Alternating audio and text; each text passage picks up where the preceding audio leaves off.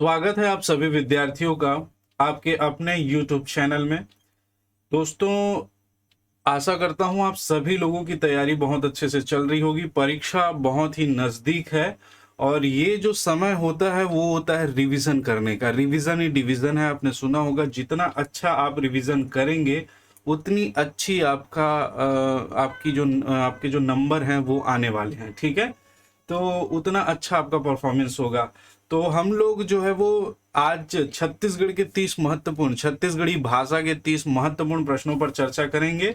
और जो क्वेश्चन है दोस्तों वो इसी प्रकार से, इसी के आसपास ही, शब्द सही तो नहीं लेकिन इसी के आसपास आपको प्रश्न देखने को मिलते हैं। तो एक अपनी तैयारी का आकलन जो है वो इससे आपका हो जाएगा। चलिए लगाते हैं क्वेश्चन और आशा करता हूँ सेशन आपको बहुत अच्छे से पसंद आएगा। चलिए पहला प्रश्न है दोस्तों, बारात में कौन सी संज्ञा है? शादी ब्याह का मौसम चलते रहता है, बारात जो जाते हैं, बारात क्या है दोस्तों? जातिवाचक संज्ञा है, समूहवाचक संज्ञा है, व्यक्तिवाचक संज्ञा है या भाववाचक संज्ञा है? तो बारात जो है वो समूह का बोध कराता है, ठीक है। सबसे पहले यदि ऑप्शन देखा जाए तो यदि ये समूह का बोध कराता है तो सबसे पहले ये समूहवाचक संज्ञा का उदाहरण बनेगा। यदि समूहवाचक संज्ञा ऑप्शन में नहीं रहती तब दोस्तों हम लोग इसको जातिवाचक संज्ञा में लेते, ठीक है। तो यहां पर जो ऑप्शन बी है वो करेक्ट आंसर होगा। बारात जो है वो किसका उदाहरण है? समूह। समूह भाई दोरदीर के दोरदीर जाते हैं ना। छत्तीसगढ़ी भाषा है, छत्तीसगढ़ी भाषा आपको आनी चाहिए। दोरदीर के दोरदीर मतलब बहुत सारे लोग जाते हैं उसमें, सभी आसपास पड़ोसी वो लोगों को लेके, ठीक। तो बारात में कौन सी संज्ञा है? समूहवाचक संज्ञा, ध्यान रखिएगा। ऑप्शन बी इसका राइट आंसर है। नेक्स्ट देखें, मोटई है। मोटई क्या है? मोटई जो शब्द है छत्तीसगढ़ी में संज्ञा है, विशेषण है, क्रिया है या प्रविशेषण है? मोटा जो शब्द है दोस्तों, मोटा विशेषण है, ठीक है। मोटा विशेषण जैसे बोलते हैं मोटा आदमी, तो ये आदमी की विशेषता बता रहा है, ये आदमी क्या है? मोटा है। मोटा विशेषण हो गया, आदमी विशेष्य हो गया, ठीक है। लेकिन मोटा में ई प्रत्यय लगने से बन जाता है मोटई। और मोटई क्या है दोस्तों? जब भी प्रत्यय मोटई लगा दिए तो ये बन जाता है संज्ञा। और संज्ञा में भी मोटई जो है वो भाववाचक संज्ञा का उदाहरण होगा। इस प्रकार से आप ध्यान रखेंगे, यहां पर ये संज्ञा होगी। मोटई क्या है? संज्ञा है। अब ये विशेषण नहीं रहा। ओके, चलिए आगे चलते हैं। चेरहीन शब्द का अर्थ है, चेरहीन क्या होता है? बकरी, बकरी छेरी बोलते हैं, चेरहीन नहीं। बकरी चराने वाली नहीं, निंदा करने वाली, झगड़ा करने वाली। तो ये निंदा करने वाली, ऑप्शन सी इसका राइट आंसर होगा दोस्तों। निंदा करने वाली को क्या कहा जाता है? चेरहीन कहा जाता है। झगड़ा करने वाली को नहीं कहा जाता, ठीक है। झगड़हीन बोलते हैं झगड़ा करने वाली को। तो ये मेरे हिसाब से सी इसका राइट आंसर होगा जी, ध्यान रखेंगे। नेक्स्ट क्वेश्चन देखिए, ओमन हा आज आही। वाक्य है ओमन हा आज आही में ओमन जो रेखांकित पद है में कौन सा सर्वनाम है? ठीक है। ओमन, ओमन मतलब दोस्तों हम लोग जनरली छत्तीसगढ़ी में बोल देते हैं ओमन आज आने वाला है, ओमन काली आही, है ना। ओमन कौन? तो जैसे मैं किसी से बात कर रहा हूं तो मैं वक्ता हूं, है ना। मैं वक्ता हूं तो वक्ता क्या होता है? वो होता है उत्तम पुरुष। क्या होता है? उत्तम पुरुष वाचक सर्वनाम होता है, ठीक है। और जिससे बात कर रहा हूं, मैं आपसे बोल रहा हूं कि ओमन काली आई, तो आप लोग जो है वो क्या है? मध्यम पुरुष वाचक सर्वनाम है, ठीक है। मध्यम पुरुष। मैं किसके बारे में बात कर रहा हूं? ओमन। ओमन कोई भी हो सकता है, ठीक। ओमन मतलब वह कल आएंगे, वह की जगह ओमन हम लोगों ने यूज कर दिया, ठीक। तो ओमन जो है वो थर्ड पर्सन है, अन्य पुरुष वाचक सर्वनाम होगा ये ओमन है, ठीक है। ओमन कौन सा हो जाएगा? अन्य पुरुष वाचक सर्वनाम होगा। उत्तम पुरुष नहीं हो सकता, वक्ता होगा, मध्यम पुरुष श्रोता होगा और अन्य पुरुष जिसके बारे में बात किया जा रहा है, ठीक है। तो यहां ऑप्शन होगा सी, ध्यान रखिएगा। चलिए नेक्स्ट प्रश्न पर चलते हैं। क्वेश्चन नंबर 5, ये टमाटर पलपलहा हावे। पलपलहा हावे वाक्य में पलपलहा शब्द में कौन सा विशेषण है? पलपलहा शब्द में कौन सा विशेषण है दोस्तों? देखिए, टमाटर की विशेषता बता रहा है। टमाटर की विशेषता क्या है? पलपलहा है। पलपलहा मतलब ज्यादा जब पक जाता है टमाटर तो दबाने से उसका रस निकल जाता है, एकदम पिलपिला हो जाता है, पानी ज्यादा भर आ जाता है उसमें, ठीक है, वो पलपला। तो ये टमाटर की विशेषता बता रहा है। किस प्रकार की विशेषता बता रहा है? सर्वनामिक विशेषण। सर्वनाम शब्द से जो विशेषण बनते हैं वे सर्वनामिक विशेषण होते हैं, जैसे यह, वह, है ना, छत्तीसगढ़ी में एमन, ओमन, ये हा, वो हा, इस प्रकार से बनता है। ये जब विशेषण का काम करेंगे तब ये सर्वनामिक विशेषण कहलाएंगे। सार्वनामिक विशेषण कब कहलाते हैं? जब इनके बाद इनका प्रयोग जिसके लिए हो रहा है, एमन, ओमन, ये हा, वो हा, उस संज्ञा जो है वो ठीक इसके बाद आ जाए, ठीक है, तब जो है ये सार्वनामिक विशेषण कहलाएंगे। लेकिन यहाँ पर इसका तो प्रयोग हुआ नहीं है, तो सार्वनामिक विशेषण हो नहीं सकता। बात करें गुणवाचक विशेषण की दोस्तों, हाँ, तो ये गुणवाचक विशेषण के अंतर्गत आएगा। ऑप्शन बी इसका राइट आंसर होगा। संख्या के बारे में जानकारी हमको मिल नहीं रही है, संख्या वाचक, संख्या का बोध नहीं हो रहा है। परिमाण मतलब मात्रा, मात्रा का भी बोध नहीं हो रहा है, तो ये डेफिनेटली क्या होगा? टमाटर का गुण बता रहा है, टमाटर कैसा है, पलपला है, तो यहाँ पर ये गुणवाचक विशेषण इसका सही आंसर होगा, ऑप्शन बी। क्लियर है? चलिए एक बात और बता दूं, आपका अगर कोई प्रश्न हो, कोई डाउट हो भाषा से संबंधित, तो आप कमेंट बॉक्स में रख दीजिएगा, हम उस पर जरूर चर्चा करेंगे।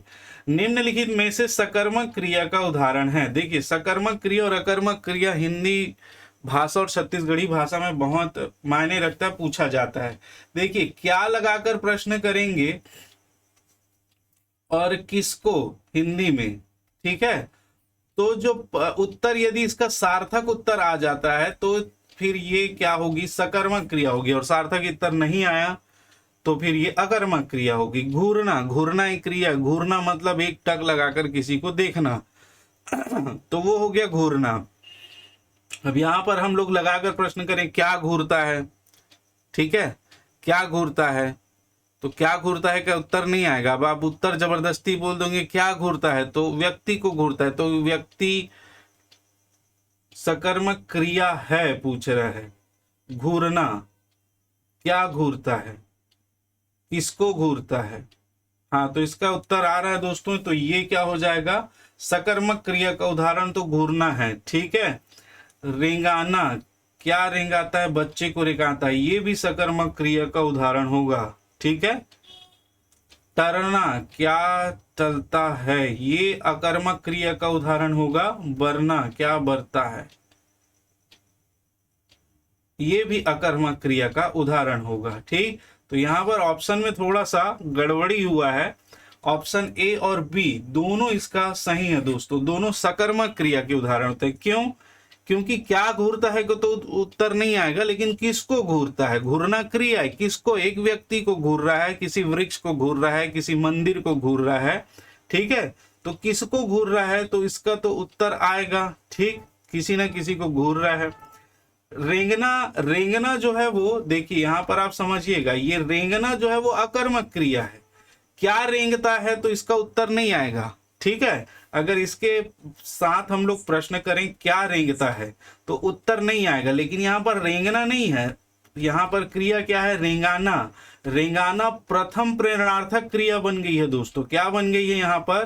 प्रथम प्रेरणार्थक क्रिया बन गई है। और जब भी हम किसी भी अकर्मक क्रिया को प्रेरणार्थक क्रिया के रूप में बदल देते हैं तो वो सकर्मक हो जाती है। तो क्या रेंगाता है, ठीक है, या किसको रेंगाता है, बच्चे को रेंगाता है, किसको रेंगाता है, बकरी को रेंगाता है, किसी भी, तो सार्थक उत्तर आएगा। और वैसे भी प्रेरणार्थक क्रिया है तो ये भी आंसर सही होगा। तो इसमें ए और बी दोनों सही होंगे, आप लोग ध्यान रखिएगा। सॉरी,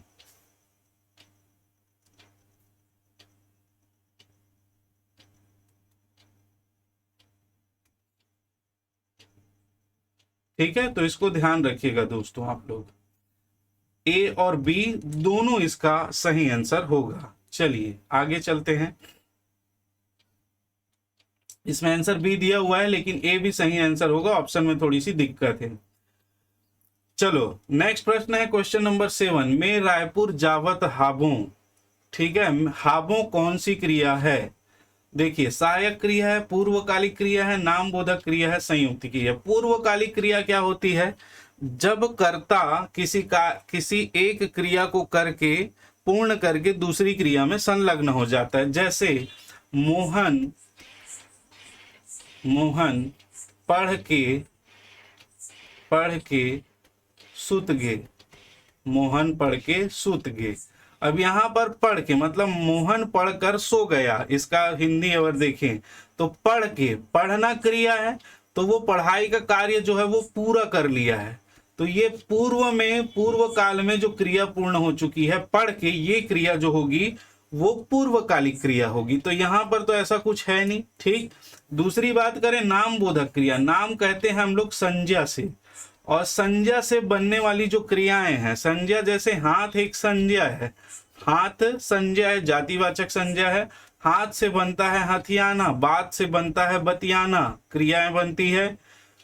ठीक है, तो इस प्रकार से जो ये क्रियाएं बनती है, दुख से दुखाना, तो ये क्रियाएं जो बनती है वो संज्ञा से बन रही है, तो इसीलिए इसको नाम बोधक क्रिया कहा जाता है। और संयुक्त क्रिया जब दो भिन्न भिन्न क्रियाएं मिलकर किसी एक क्रिया के अर्थ को पूर्ण करती है तो वहां पर संयुक्त क्रिया होती है। तो ये सारी चीजें तो इसमें नहीं हो रही है। और आप जानते हैं मैं रायपुर जा रहा हूं, जाना मुख्य क्रिया है, रहा हूं, रही हूं, रहे हूं, ये क्या है, सहायक क्रिया का उदाहरण बनते हैं। तो ये कौन सा उदाहरण हो, कौन सा आंसर सही होगा, सहायक क्रिया होगी इसकी। क्लियर है, आप सब इससे परिचित होंगे।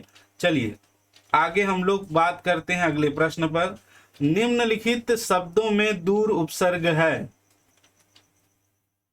दुरंगिया, दुर्घट, दुर्दशा, दुर्गत। दुर्घट देखिए, दूर प्लस घट, दूर का घट जो है, घाट जो है वो दुर्घट है। दुर्दशा उसकी जो बुरी दशा है, दूर मतलब बुरा, दशा मतलब उसकी स्थिति, तो ये दुर्दशा इसमें भी है।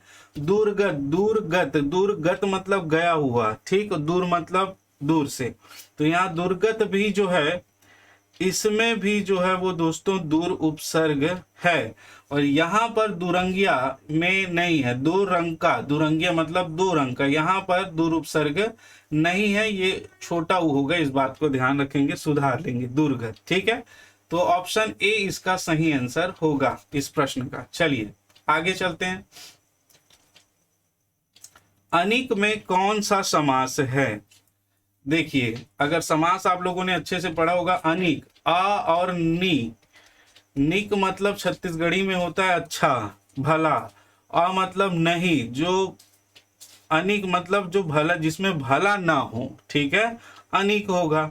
तो यहाँ पर आ जो है नहीं के अर्थ का बोध करा रहा है दोस्तों, और नहीं के अर्थ का बोध करा रहा है, तो यहाँ पर ये नए तत्पुरुष समास का उदाहरण बनेगा। और नए तत्पुरुष समास में ये तत्पुरुष समास, अगर नए तत्पुरुष समास नहीं है तो ये तत्पुरुष समास का उदाहरण बनेगा। ठीक है, अनिक जो भला ना हो रहा हो, वहां नए तत्पुरुष समास होता है। नए से मतलब जहां पर नहीं क्रिया को रोकने या उसके विरुद्ध कोई कार्य किया जाता है, जहां पर आ, ना, बिना, इस प्रकार के शब्दों का प्रयोग होता है, वहां पर तत्पुरुष समास होगा, और उसमें भी नए तत्पुरुष समास होगा। तो ऑप्शन बी इसका राइट आंसर होगा। आगे चलें। जिद्दी का पर्यायवाची नहीं है।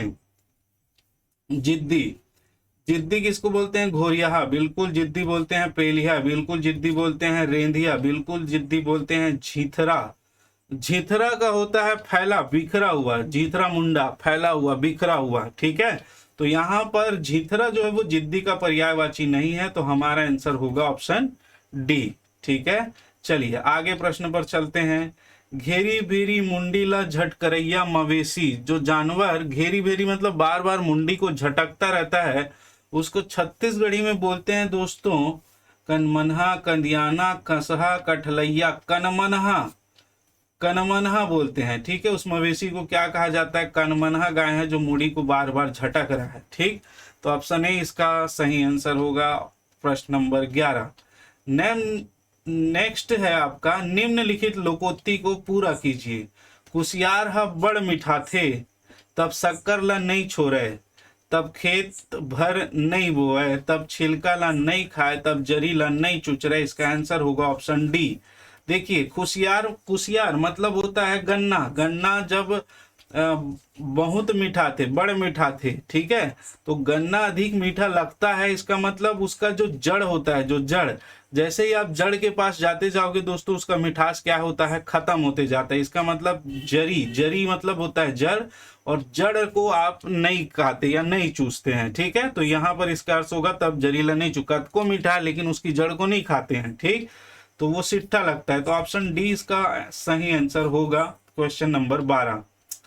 चलिए नेक्स्ट प्रश्न है, खार है फिर खेत नहीं, बुध है फिर चेत नहीं, लोकोक्ति का अर्थ क्या है? खार है फिर खेत नहीं, बुध है फिर चेत नहीं, इस लोकोक्ति का अर्थ है दोस्तों अलाल होना। ऑप्शन ए इसका राइट आंसर है, अलाल होना। खार है फिर खेत नहीं, बुध है फिर चेत नहीं, तो मतलब उसके पास सब कुछ होते हुए भी वो कुछ कार्य संपन्न नहीं कर पा रहा है, मतलब वो अलाल है। यहाँ पर इसका अर्थ होगा अलाल होना, ठीक है। ऑप्शन नंबर ए इसका राइट आंसर होगा। नेक्स्ट क्वेश्चन है, चंदा कस बरना, मुहावरे का, चंदा मतलब चंद्रमा, चंद्रमा कस बरना मतलब जलना, चांद के समान रोशनी होना, बहुत खूबसूरत लगना, अल्पकालिक होना, अनुभवी होना।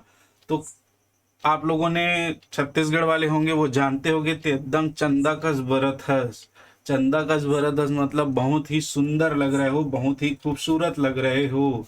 ऑप्शन बी इसका क्या होगा, राइट आंसर होगा, ठीक है। चलिए आगे चलते हैं दोस्तों, क्वेश्चन नंबर 15। ठाड़ सुखाना मुहावरे का अर्थ है, खड़े खड़े सूख जाना, धूप में सुखाना, अवाक रह जाना, गुस्सा होना।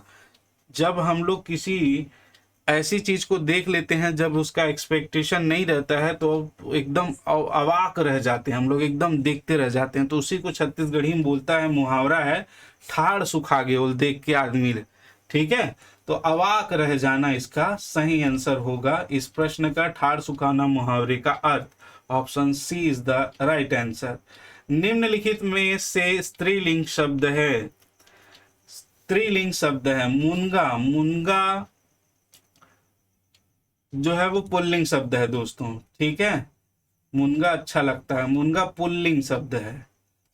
बात करें अरहर, अरहर अच्छी दाल है, ठीक, अरहर अच्छा है, अरहर अच्छी है। देखिए आप स्त्रीलिंग पहचानने के लिए उसका सीधा सीधा या तो आपको याद रहना चाहिए कि कौन कौन सा शब्द है, या तो आप उसको वाक्य में प्रयोग कर दो, आपको समझ में आएगा। सोना अच्छा लगता है, अच्छी लगती है क्या? नहीं, दही मीठा होता है, मीठी नहीं होती है, ठीक।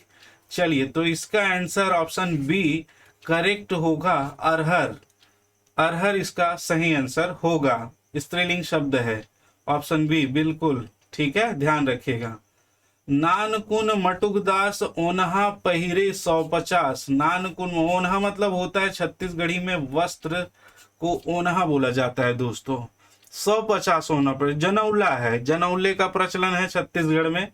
तो नानकुन मटुकदास ओनहा पहिरे 150, जनौले का उत्तर होगा पत्ता गोभी। यहां पर देखिए क्या उत्तर होगा, पत्ता गोभी, भुट्टा, प्याज या केला। तो नानकुन बोल रहा है दोस्तों, नानकुन मटुकदास मतलब छोटा सा है। तो यहां पर देखिए ऑप्शन ए भी हो सकता था, सी भी हो सकता था। चूंकि नानकुन मटुकदास है तो इसका आंसर प्याज होगा, प्याज छत्तीसगढ़ी में बोलते हैं गोंदली, इसका सही आंसर होगा। ओना वस्त्र, बहुत सारे छिलके होते हैं उसके, ठीक, इसको ध्यान रखिएगा।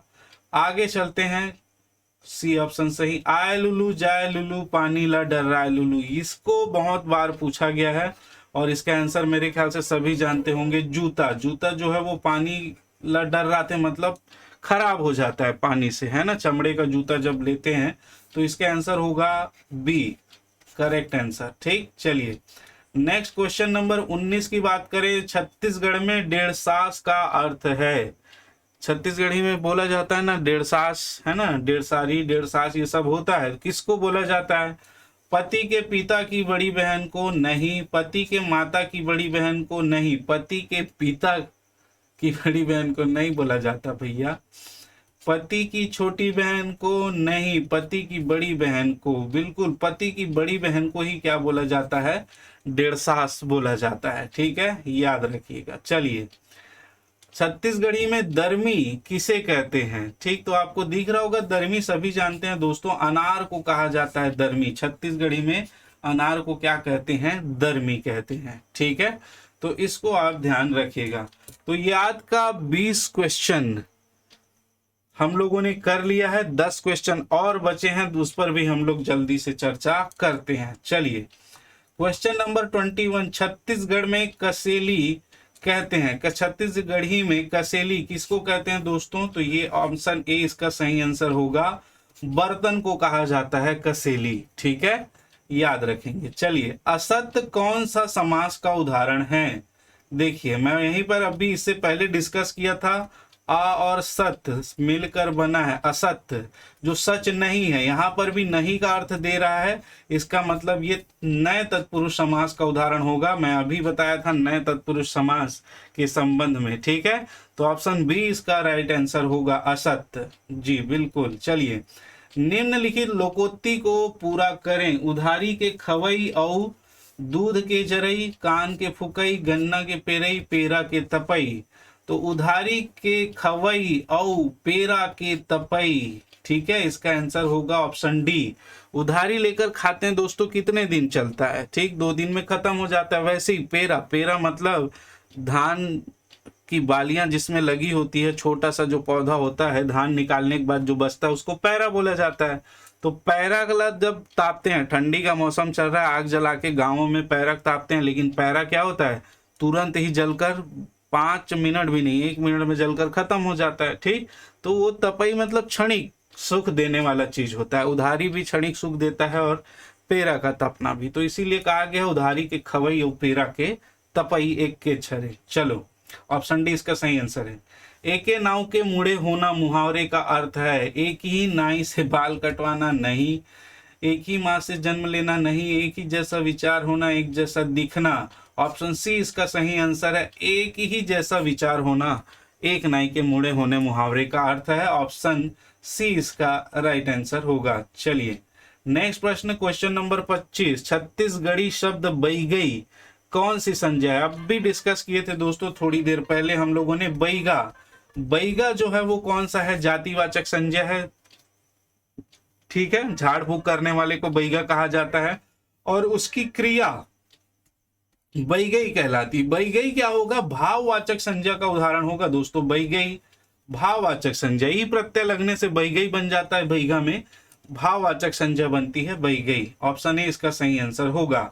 लइका शब्द है, पुल्लिंग है, स्त्रीलिंग है, उभयलिंग है, या इनमें से कोई नहीं? तो लइका हम लोग लड़के के लिए और लड़की दोनों के लिए यूज करते हैं दोस्तों, ये उभयलिंग है। ठीक है, लइका मनावत है मतलब लड़का आ रहा है कि लड़की आ रही है? कंफर्म है क्या? नहीं, लइका मनावत है, चाहे लड़की भी हो सकता है, लड़का, दोनों के लिए ये उभयलिंग है। ऑप्शन सी इसका राइट आंसर है। चलिए, ललाइन में कौन सा प्रत्यय है? लाला लाला की मिसेस की स्त्रीलिंग बनता है ललाइन। ललाइन में आइन प्रत्यय जोड़ा जाता है दोस्तों, आइन प्रत्यय जोड़ने से ये शब्द बनता है ललाइन। ऑप्शन ए इसका सही आंसर होगा, ऑप्शन ए। क्लियर है? चलिए आगे चलते हैं। 3 सिंह के कारी गाय दूध देवता अड़बड़ मिठाई, जनौला है ये।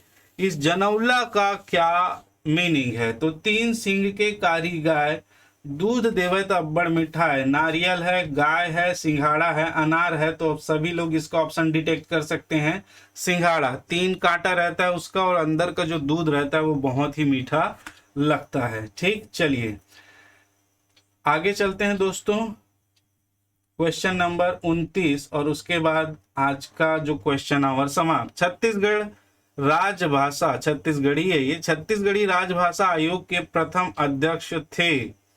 कौन थे दोस्तों? तो ये आप सभी को पता है, छत्तीसगढ़ी राजभाषा आयोग के प्रथम अध्यक्ष थे पंडित श्यामलाल चतुर्वेदी। ऑप्शन सी इसका राइट आंसर है। उसके बाद दानेश्वर शर्मा जी और सुरेंद्र दुबे जी सचिव थे। ठीक, यहाँ पर प्रथम अध्यक्ष की बात कर रहे हैं पंडित श्यामलाल चतुर्वेदी। ऑप्शन सी इसका राइट आंसर होगा। ठीक, चलिए क्वेश्चन नंबर 30 की बात करें। छत्तीसगढ़ी में खेखर्री किस जानवर को कहते हैं? खेखर्री दोस्तों किस जानवर को कहा जाता है ये बताना है। लोमड़ी है, सियार है, बंदर है या खरगोश है, तो खिखर्री कहा जाता है लोमड़ी को। ऑप्शन ए इसका राइट आंसर होगा। ठीक है, तो दोस्तों ये था हमारा छत्तीसगढ़ी भाषा का 30 प्रश्न। आशा है आपको ये पसंद आया होगा। ठीक, इससे और संबंधित जो वीडियो है जो आपकी तैयारी को पुख्ता करेंगी, वैसे और वीडियो बनाएंगे। यदि ये आपको अच्छा लगा हो तो लाइक कर दें, और नए हैं तो चैनल को सब्सक्राइब जरूर कर लीजिएगा। ठीक है, और आपके जितने भी क्वेश्चन है किसी से भी संबंधित, छत्तीसगढ़ी भाषा, हिंदी भाषा, तो कमेंट बॉक्स में रख दीजिएगा, मैं जरूर रिप्लाई करूंगा। ठीक, आज के लिए इतना ही। आप सभी का बहुत बहुत धन्यवाद। आप सभी सफल रहें, अपने लक्ष्य को प्राप्त करें। जय हिंद, जय छत्तीसगढ़।